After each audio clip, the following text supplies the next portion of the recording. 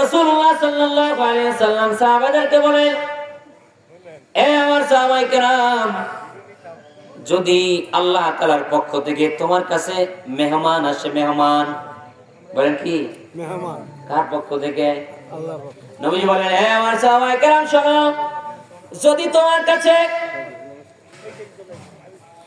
তোমার কাছে আল্লাহ তাআলার পক্ষ থেকে মেহমান আসে, এই মেহমানের কদরদানি করবে তোমরা, এই মেহমানের সম্মান করবে তোমরা, এই মেহমানের তোমরা কদর করবে, মেহমানের সম্মান করবে, তাহলে রব্বুল আলামিন তার পক্ষ থেকে তোমাদের কাছে আরো বেশি পরিমাণে মেহমান পাঠায় দিবে।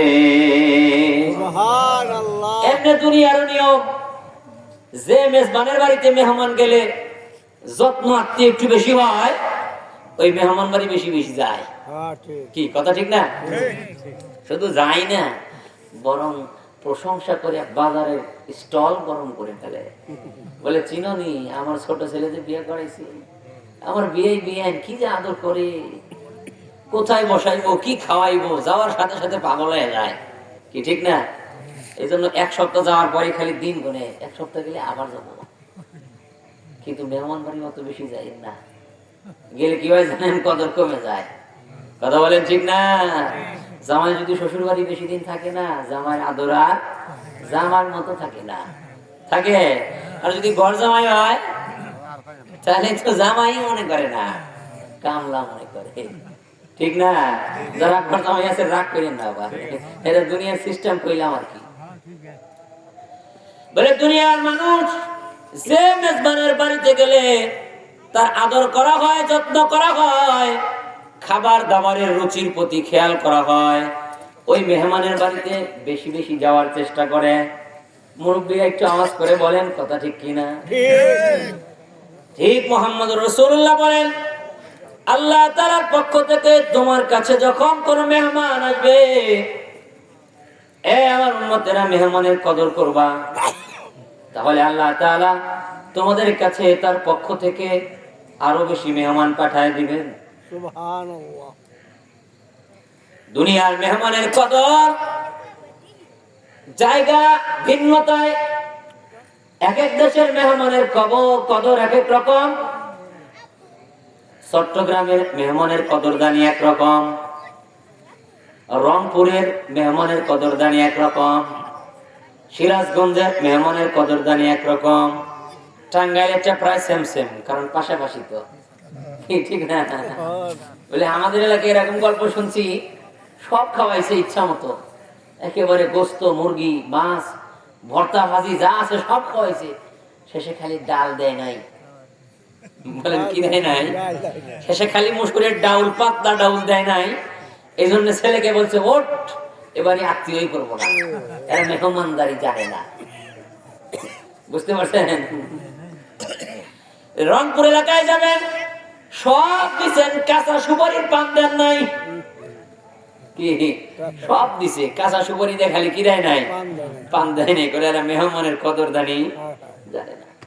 চট্টগ্রামে যাবেন, শুটকি ভর্তা না দিলে, শুটকি ভর্তা যদি খাবারের আইটেমের মধ্যে না থাকে, ওরা কইব যে এরা মেহমানদারি জানে না, এখানে আত্মীয় করা যাইব না, চল টাঙ্গাইলে ফিরে যাই, দেশে যাই আত্মীয় করি। কথা বলেন ঠিক না? বলে, চট্টগ্রামের মেহমানের আদর একরকম, উত্তরবঙ্গের রংপুরে একরকম, টাঙ্গাইল সিরাজগঞ্জে আর একরকম। এরপরে মেয়ের শ্বশুরের কদর একরকম, ছেলের শ্বশুরের কদর আর একরকম। কি বাবাজি ঠিক না? মেয়ের বাড়ি মেয়ের শ্বশুর কয়, ভালো করে কয়, নাহলে মেয়ের উপর আবার নির্যাতন হবার পারে। এক একজনকে এক এক রকম। সাহাবায়ে কেরাম বলেন, ইয়া রাসূলুল্লাহ, দুনিয়ার মেহমানদারি না হয় আমরা বুঝলাম, মেহমানদারি দুনিয়াতে বিভিন্ন রকম হয়, কিন্তু আল্লাহ তাআলার পক্ষ থেকে মেহমান কি, আগে তো মেহমান চিনতে হবে।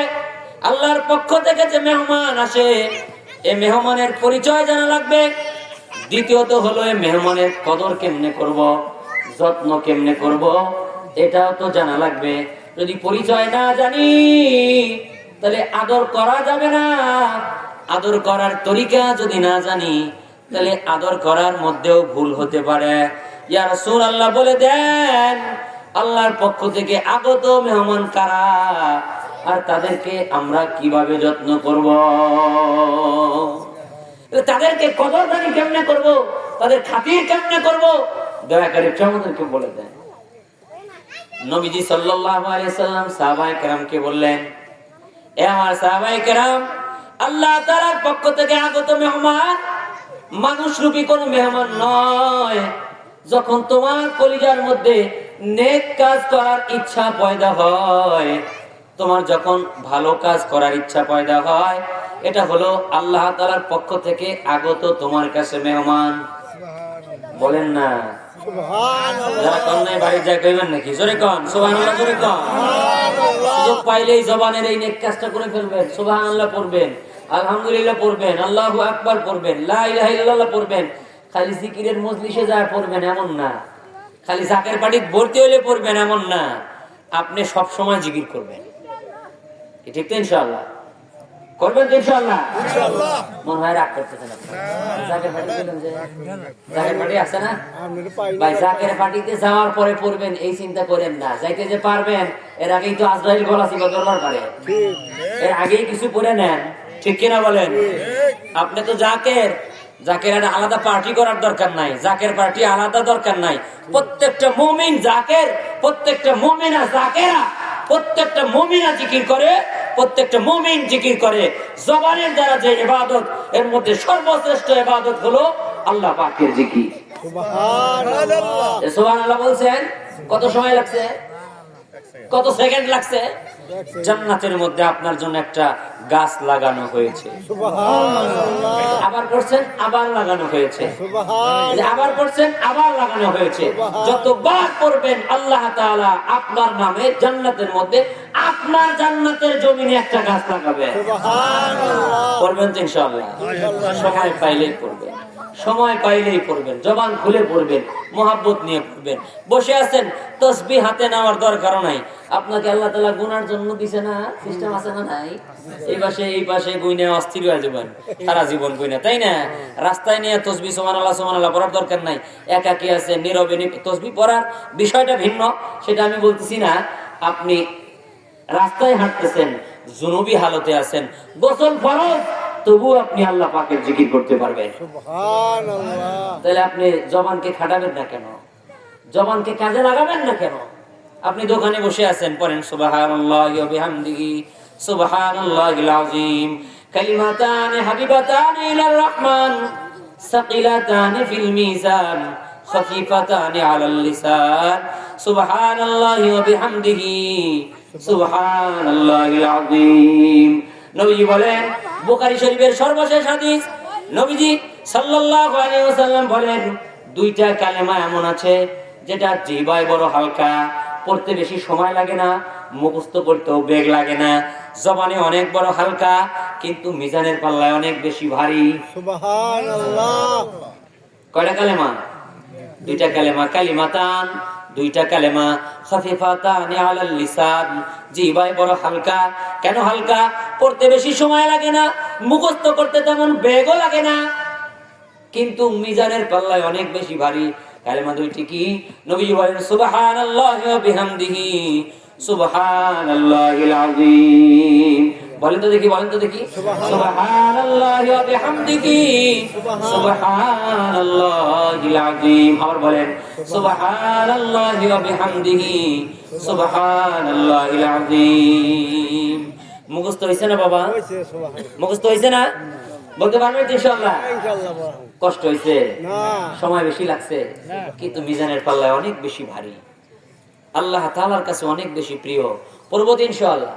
আল্লাহর প্রিয় কালেমা, আল্লাহর প্রিয় কালেমা যে ব্যক্তি বেশি বেশি পড়বে, ও ব্যক্তিও আল্লাহর কাছে প্রিয় হয়ে যাবে। সুবহানাল্লাহ। আল্লাহর প্রিয় কথা যে বেশি বেশি পড়বে, ও ব্যক্তি আল্লাহ তাআলার কাছে প্রিয় হয়ে যাবে। সুবহানাল্লাহ। আল্লাহ আমাদের তৌফিক দান করে, আমিন।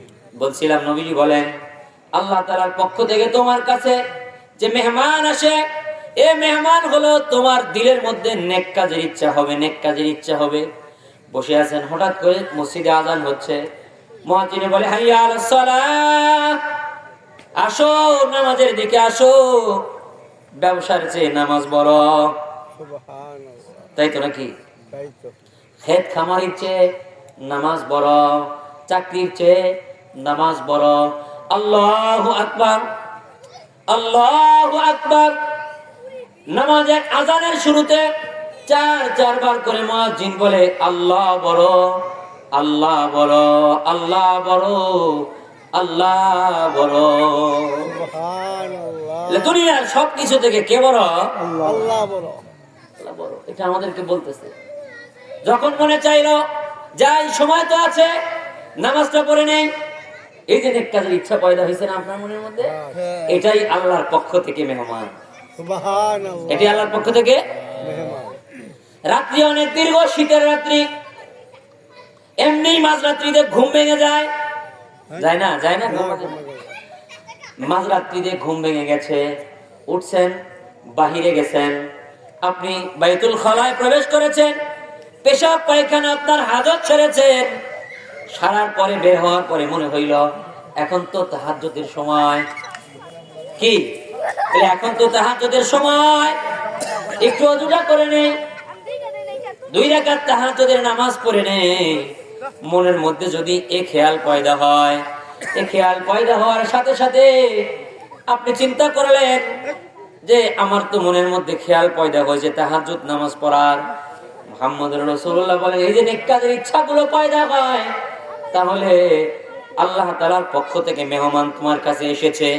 আরে মেহমানের কদর হলো, এই মেহমানের খাতির যত্ন হলো। যখন নেক কাজের ইচ্ছা পয়দা হবে, মুহূর্তকাল দেরি না করে, যদি সামর্থ্য থাকে তৎক্ষণাৎ নেক কাজটা করে ফেলা, সুবহানাল্লাহ। সাথে সাথে নেক কাজটা করে ফেলা। করলে কি হবে? নবীজি বলেন আরো বেশি মেহমান তোমার কাছে আসবে। আজকে আসরের নামাজ সময় মতো পড়েছেন, মাগরিবের আযান হলে আপনার মনের মধ্যে আর ভালো লাগবে না, মনে চাইবে আসর পড়েছি, মাগরিবও পড়ে নেই। আল্লাহ তাআলা আপনার কাছে আরো বেশি মেহমান পাঠাবেন। ঈশা পড়বেন, ফজরের নামাজে যখন আযান হবে আসসালাতু খায়রুম মিনান নাওম, পাগল হয়ে যাবে মানুষ, না আর ঘুমায় থাকা যায় না। মুয়াজ্জিন কেমন বলতেছে আসসালাতু খায়রুম মিনান নাওম, ঘুমের চেয়ে নামাজ ভালো, ঘুমের চেয়ে নামাজ ভালো। আর তুমি ঘুমাইও না, ঠিক মতো পড়িলে নামাজ জান্নাত তোমার ঠিকানা। মুয়াজ্জিনের ডাক শোনার পরে ইমানদার কম্বলের নিচে শুয়ে থাকতে পারে না, প্রচন্ড শীতের প্রতিকূল পরিবেশকে উপেক্ষা করে ঠান্ডা পানি দিয়ে ওযু করে ঠকঠক করে হাঁটতে হাঁটতে যখন মসজিদে চলে যায়, মুহাম্মদুর রাসূলুল্লাহ বলেন কেমন যেন ঝান্ডা হাতে নিয়ে মুজাহিদ শয়তানের বিরুদ্ধে যুদ্ধের ময়দানে নেমে গেল, কেমন যেন ইহরাম বেঁধে হজের উদ্দেশ্যে বের হয়ে গেল। আল্লাহ তাআলা প্রত্যেক কদমের বিনিময়ে একটা করে নেক লিখতে থাকবেন, একটা গুনাহ মাফ করতে থাকবেন, আর একটা করে দরজা আখিরাতের জন্য বুলন্দ করতে থাকবে। সুবহানাল্লাহ। করবো তো ইনশাআল্লাহ। ইনশাআল্লাহ। আল্লাহ মেহমানের কদর করবো তো ইনশাআল্লাহ। নেক কাজের ইচ্ছা দিলের মধ্যে আসার সাথে সাথে